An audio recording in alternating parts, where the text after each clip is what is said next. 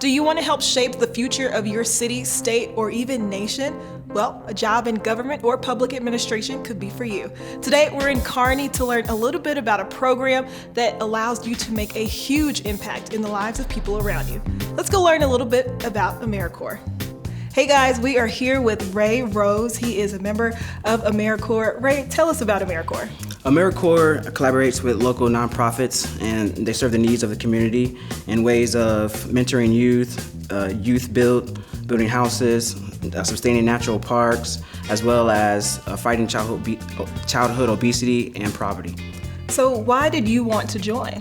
I became a member because it was a great way for me to give back to my community as well as my country, and it also gives me a chance to exact the change that I want to see in my community. Really cool. Do you know any other members that we can meet? I do. Kamara. Awesome. Let's go meet her. Hey guys, so joining us now is Kamara Scott. She is a member of AmeriCorps. You've been a member for about 6 months now, right? Oh yes, I'm completing my service with Nebraska Conservation Education Fund, and I'm stationed in North Platte. Well, that's awesome. So how did you get to become a member and here serving in Nebraska? Well, so after graduating college, I was looking for a job, and my dream job needed 4 years of experience, which I didn't have at that point.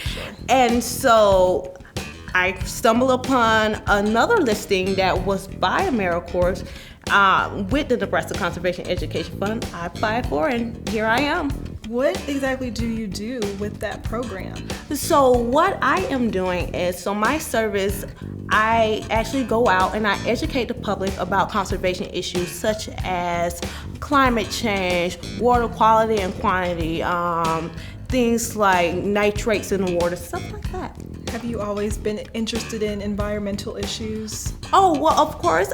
So I was really big into 4-H. I'm from a really rural area, so 4-H was life. And after I graduated, the 4-H coordinator kind of said, you should really look into the scholarship for forestry. I think you really like it. I looked into it, I loved it, and now look, here I am. That's awesome. What is your favorite part about being a member? I would say my favorite part about being a member would be that I get to utilize my creativity to reach a specific goal in my community. So I'm really excited about engaging the community around these conservation ideas, and I get to come at it not in just one angle, but multiple ways. How are you doing that? What does your day-to-day look like? So my day-to-day really varies, but mostly I engage my community. I go out and I talk to them and ask them about what they think is going on in the environment. I do presentations that kind of focus their main concerns. Like some people might say they're interested in climate change, but they don't know that much about it. So I'll give a presentation about climate change. Or I'll go to a school and I'll teach them about what they do on the land, how that affects their water, their environment, and in turn themselves. So you're getting to educate our farmers who are producing our food, and then you get to go talk to the kids about the environmental issues and how it's impacting how our food is grown. Exactly. That's really cool. So what kind of, how are you presenting this information when you go out and speak to folks in the community? Well, so I can present it in a couple of different ways. One of the most effective ways, just in case I can't get people to my presentations, is handouts. I come up with handouts, and if I do get them to my presentations, I deliver hands-on activity, and then we go right into our presentation.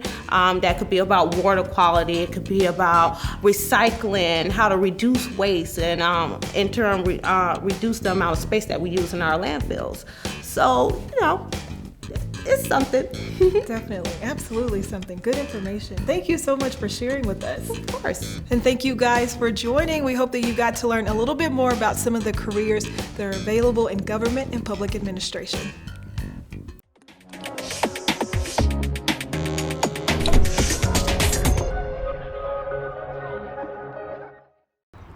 Hey guys, welcome to the beautiful Holdrege, Nebraska. That massive building behind me, well, that's the Phelps County Courthouse. You might come here to vote or maybe even get your driver's license, but you probably don't know just how many people it takes to keep the county running.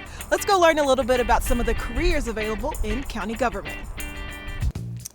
Welcome to the Phelps County District Courtroom. Today, guys, we're talking about positions that are available in county government, and joining us now is Natalie Nelson. Natalie, you are the Deputy County Attorney, is that right? Yes, it is. Awesome. So tell us about some of the positions and careers that are available in county government. County government just really has a lot of careers to offer. We have everything from our elected county officials, like our county attorneys, county assessor, our county clerk, to our appointed positions that would include all of the administrative staff that keep kind of the courthouse running and all the various offices, to building and maintenance, to zoning and planning, to all of our roads maintenance, weed superintendents, people like that. A lot of different options available for folks. So Yes. Is your position elected or appointed? Mine is appointed. In Phelps County, we have one elected county attorney and then one appointed deputy county attorney. Gotcha. Okay, so tell me how you came to become the deputy county attorney. Well, I got a Bachelor's of Arts in Sociology from Doane College and went into social work for a brief period of time and then ultimately decided I wanted to go to law school. Got my law degree from UNL and then spent about 9 years in private practice before I took this position. What made you want to do the switch from private practice to now working in government? There were a couple of things. For one, prosecuting has always been a dream of mine, and this was a good opportunity.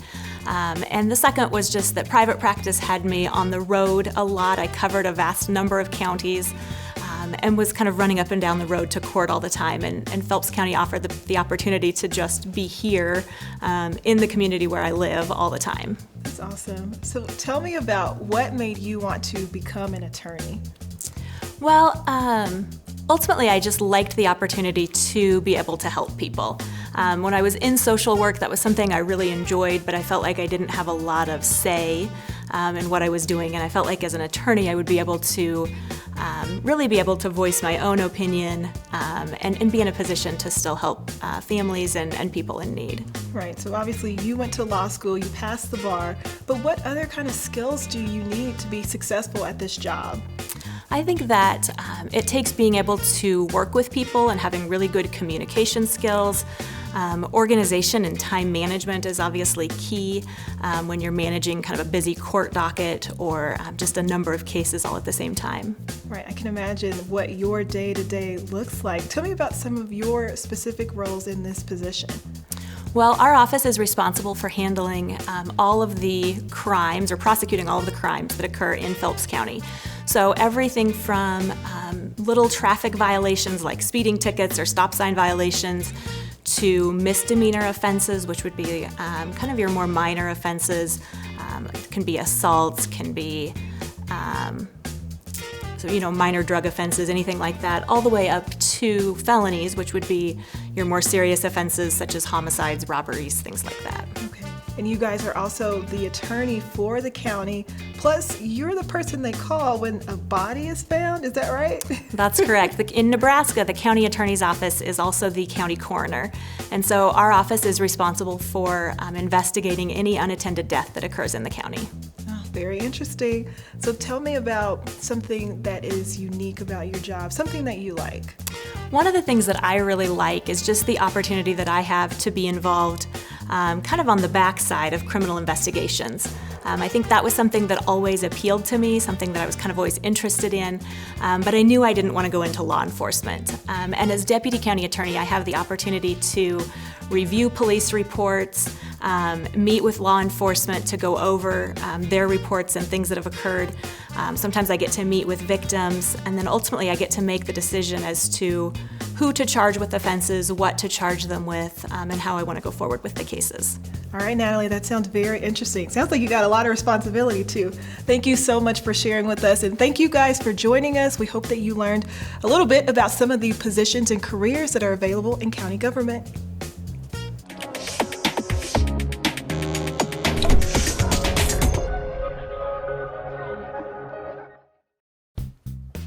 We're We're exploring careers in government and public administration. These are jobs that are impacting the places we live. We're at a government-funded organization that's focused on solving problems and creating programs for your community, whether you live in a town of 30 or a city of 300,000. This is Southeast Nebraska Development District. Tom Bliss is the Executive Director for Southeast Nebraska Development District. Tom, tell us what SEND is all about. So Southeast Nebraska Development District, or SEND, is one of 8 economic development districts in the state of Nebraska. We do provide a number of different services for communities across the state. SEND itself has 15 counties, ranging from communities of 5,000 all the way down to 30. We provide a number of different programs and services to assist small towns with big projects. Yeah, because sometimes those communities need a voice. Absolutely. And we are their voice. We will visit with state legislators here in the Capitol. At the same time, we'll go to Washington, D.C. and advocate on their behalf. We've talked to U.S. senators, U.S. congressmen on behalf of these small towns, and we advocate why it's important for them to continue to support the programs that benefit the small communities. Well, I'd love to talk to a young professional. Point me in somebody's direction. Let me introduce you to Crystal. She is our Community Development Manager, and she is based in the Humboldt office. Sounds perfect. This is Crystal. She is the Community Program Manager here at SEND, and also, incidentally, Humboldt's mayor. That's correct. So tell us about your job. Sure. Well, as the Community Program Manager here at SEND, I help to oversee all the projects that we do that cover infrastructure, planning, public works, streets, facilities, and that type of thing, basically everything but our housing programs. So that's what I get to do every day. Wow, so there's either a problem with a place or a street, really anything in the community, or a place that the community can grow. And so where do you step in? Sure. Well, we let communities know about the types of opportunities that are available. So as new funding sources or new types of projects develop through federal or state sources or otherwise, we let them know what's out there. And then sometimes they'll also come to us and say, we have a problem with our community, we need some help, what can you do for us? Yeah, so you were working with Peru. How'd that come about? Sure. Well, the city of Peru had one entrance into its community, and it's also the home of Peru State College, and so there's a lot of traffic and a lot of pedestrian traffic with the students walking back and forth. So the entrance into town, there was some drainage issues. It was really rough terrain, and then you got to a certain point, and it took a sharp right and went downhill, and so there was a lot of pedestrian kind of safety issues, and it was also really hard for cars to get up and down that hill. And so we were able to pull together the city of Peru, Nemaha County, Peru State College Foundation, and the state of Nebraska to put funds together in order to make a new entrance to campus that's pedestrian friendly, it's well lit, it's safe, and much easier to drive on than it was before. Look at that. And you can literally go and take a look at the work you accomplished. I actually went to Peru State for my undergrad, so we're back there all the time for alumni things, and like to take our kids to the activities on campus. So it's kind of a little bit of a pride thing where I can walk in or drive in and be like, I was part of the street overlay portion of this project. And how'd you get into this role? Sure. Well, it's kind of an interesting story. In undergrad, when I was at Peru State College, I was undecided, and I didn't really know what I wanted to do as far as my career was concerned. So I started taking classes that interested me. So I started out with history and government and poli-sci, and I ended up becoming a social sciences major with a poli-sci minor. And then once I graduated, I wasn't really sure if I wanted to teach or where I wanted to go, so I actually got a master's degree in public administration. Wow. That developed more of that kind of government and policy side of things. So a job became open in my hometown of Humboldt, and I was able to move back and start with SEND there as a community development specialist. Had no idea what we did. I just knew that we worked with communities and helped to develop projects. And so it's one of those things where I've never had a kind of a job where a kindergarten career day, like somebody says, oh, I want to be a community development specialist, that kind of a thing. And so for me, it was a great opportunity to be able to come back home, work with communities like my own small town to develop projects, and to be able to live in rural Nebraska and have a career where I could, live and work and raise my family in our small community. That sounds incredible. It is. And that's available all throughout Nebraska. Absolutely. That's probably one of the best things that technology and the way that careers are developed more recently, that you can live and work where you want to and have a different type of job that you maybe never thought was possible. And have an impact right there. Absolutely. I'd love to have a little bit of an impact. Can you tag me along on one of your projects you're working on? Okay, so the example I've got in front of us is is the kind of the schematics for the downtown project that we have here. And so this is actually from a street project we did in Humboldt. So we redid our historic square. And so this is an example of a project that we can work on. A community might call us and say, we've got an idea, redoing the square, for example. And so we can help them apply for funding and pull different funding sources together, hire an engineer that in this case would study and then pull together schematics of exactly what needs to be redone. So in this case, you can see where they're taking out old concrete, moving the cobblestone, putting new infrastructure underneath it, and then putting things back the way that they are. And so we help to manage the grant side of things and help make sure payments get made and that everybody's kind of on the same page. And so at the end of the day, we're able to sit down with the community and take them from an idea, work with the public, work with professionals like architects and engineers and construction firms, and then come out to this project that we can see at the end of the day that's a finished, really great physical representation of this idea that started years prior. This is amazing. It's so complex. There's brick over here, fire hydrant, there's fire hydrant specs, Cobra arm.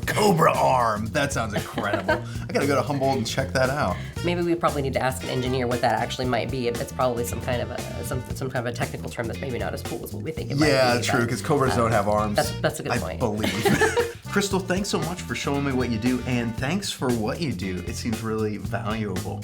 No matter what community you live in Nebraska, Scent has got your back.